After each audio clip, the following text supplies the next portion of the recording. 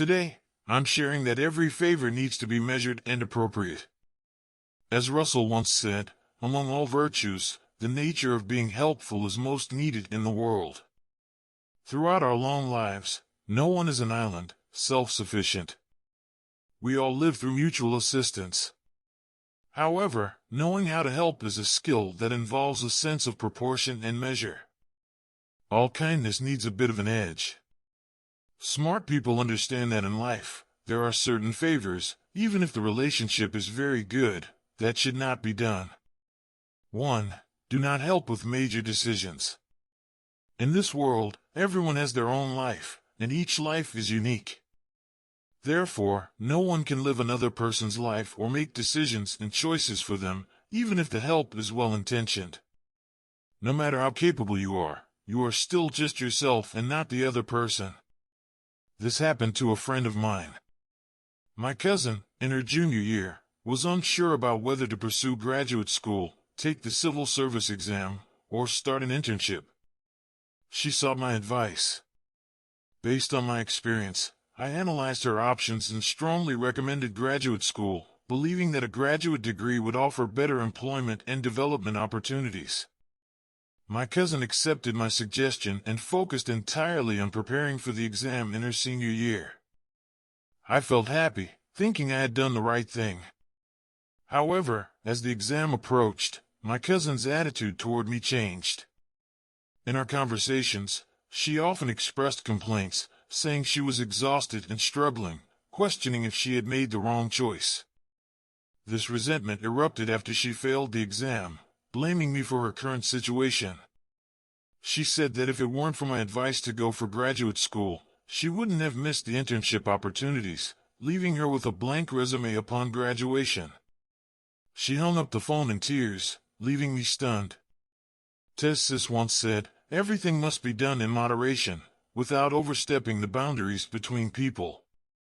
Regardless of the relationship, help must be measured, with clear boundaries. Especially when it comes to major decisions for others, do not help.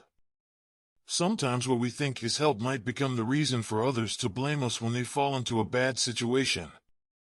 Don't let your enthusiasm mislead others, nor let their regrets be linked to you.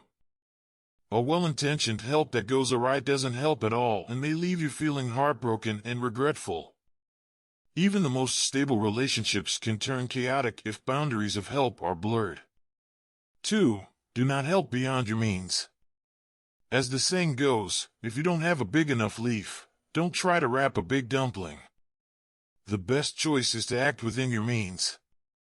In life, a person's abilities are limited. When helping others, you must consider your situation and not act blindly or overextend yourself. If you empty yourself to help others, you might end up messing up your own life. Recently, a news story about a man who pretended to be rich and lent borrowed money to others sparked heated discussion online. Mr. Wang from Xinmi, Hunan, met Ms. Kang through a dating app earlier this year. They hit it off at first, but Ms. Kang gradually became distant, citing her busy work schedule. On July 19th, Ms. Kang saw from Wang's WeChat moments that he was celebrating his birthday and contacted him, not to wish him well, but to borrow money. She asked to borrow 50,000 yuan to pay off her credit card, promising to return it in 2 days. Wang, wanting to save face, immediately transferred 50,000 yuan to her. A few days later, she asked for another 90,000 yuan to smooth things over and promised to repay the total 140,000 yuan. Wang, without hesitation, did as she asked. In reality, of the 140,000 yuan lent to Ms. Kang, only part was Wang's savings, the rest was borrowed from loan platforms. Under the pressure of interest and repayment, Wang had no choice but to seek help from local media. With media intervention, they agreed on a repayment date. Ms. Kang claimed she had no intention to deceive Wang but was genuinely in business trouble and didn't realize Wang had lent her borrowed money.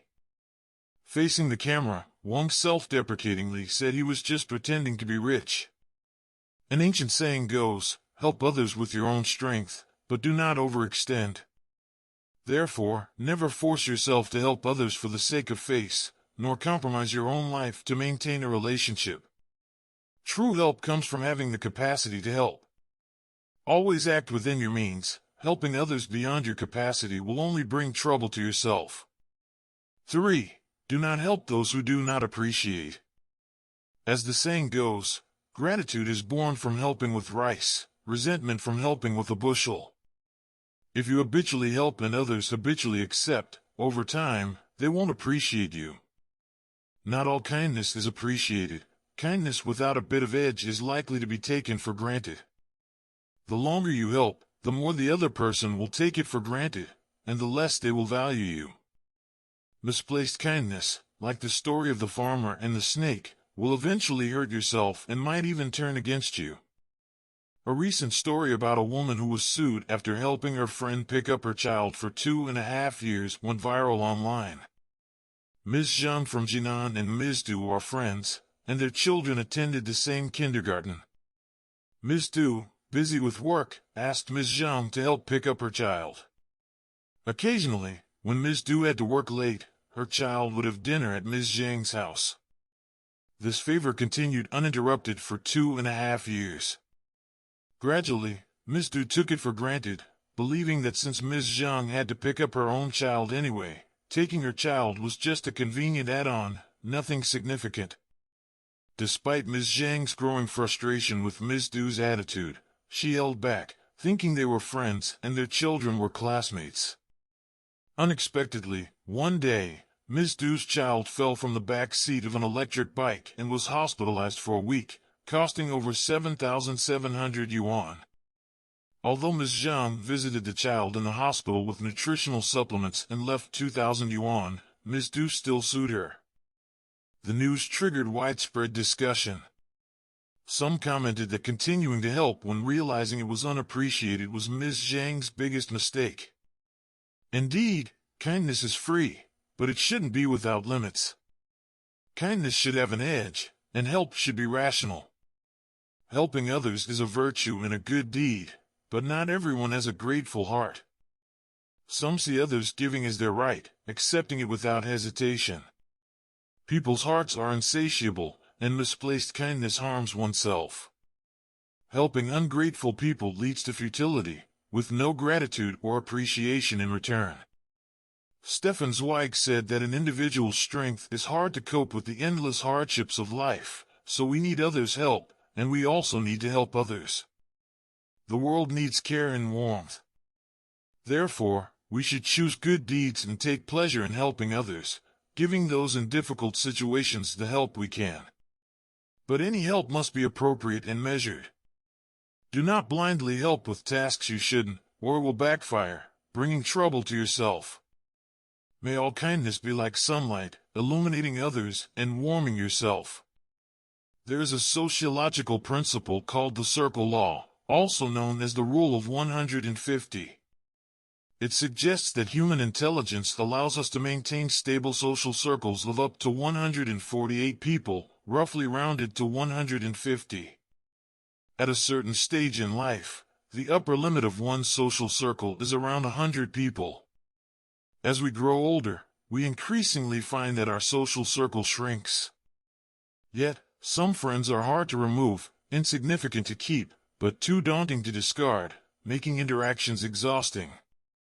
Therefore, it might be wise to appropriately simplify your social circle. 4 unignorable rules for decluttering your social circle. 1. Different levels of friendships. Do not climb up. On Jiu, someone asked if they should persist in a relationship that requires constant effort but yields no response. More than half of the responses suggested giving up. One response read, "In college, I helped a roommate fetch water for 4 years. When I asked him to bring me a meal from the cafeteria once, he refused. I was very hurt. After graduation, I never contacted him again." Many relationships where effort is not reciprocated lead to despair. Maintaining long-term relationships requires equality and balance, with mutual give and take. One-sided efforts to maintain relationships are not worth continuing. Efforts should be respected, and concessions should be understood. If there is no response in a relationship, learn to let go. Don't let yourself be wronged. Your sincerity should be for those who deserve it. 2. Levels of closeness in the social circle. Do not force integration. Some people feel guilty, priding themselves on being sentimental, but find that promised regular contact fades away. Miss Jean and her college friends maintained weekly gatherings for years, a closeness envied by many. Last year, a friend moved to another city for work, and Miss Jean found their weekly meetings became a burden, with travel being impractical. Occasional video calls were filled with silence and awkwardness. Now, with different circles and experiences, they struggled to find common topics. This forced intimacy lasted only 6 months before ending. Yet, when Miss Jean saw her friend's recent social media posts with new weekend friends, she felt a pang of hurt. Although human relationships are precious, maintaining close bonds despite different social circles is difficult. With changed circles, relationships naturally distance. Mutual respect and understanding are necessary, recognizing that bonds may fade. Forced integration is pointless, and it's better to treasure past memories. 3. Different ways of social interaction. Be understanding. Mr. Wang and Mr. Li were high school classmates. Mr. Wang, a doctor, and Mr. Li, a manager in a private company, had a long-standing friendship. However, their interactions started to cause issues. Mr. Wang often couldn't make plans due to his demanding schedule, frustrating Mr. Li. On Mr. Wang's rare day off, he expected plans with Mr. Li, who was busy himself. Their infrequent and mismatched schedules strained their friendship, causing misunderstandings. Recognizing the issue, they learned to adapt, accepting the sporadic interactions and appreciating the time they could spend together. Different work patterns and lifestyles require understanding and flexibility, valuing the essence of friendship over frequency. 4. Different philosophies of life. Be respectful. Philosophical differences can strain relationships. Mr. Chen and Mr. Yang, friends since childhood, found themselves at odds over their life choices. Mr. Chen pursued a high-powered corporate career, while Mr. Yang chose a simpler, family-oriented life. Their differing values caused tension, as Mr. Chen couldn't understand Mr. Yang's priorities, and Mr. Yang felt judged for his choices. Respecting each other's paths and accepting that different philosophies are equally valid helped them preserve their friendship. Understanding and respecting different life choices and values are crucial for maintaining healthy relationships. Instead of trying to change each other, accepting and appreciating differences strengthens bonds. Conclusion. Decluttering your social circle doesn't mean cutting off relationships but refining them. By focusing on mutual respect, understanding, and appreciation, we create a supportive and harmonious network. Embrace kindness with boundaries and discernment, ensuring that our efforts to help and connect with others enrich our lives and theirs.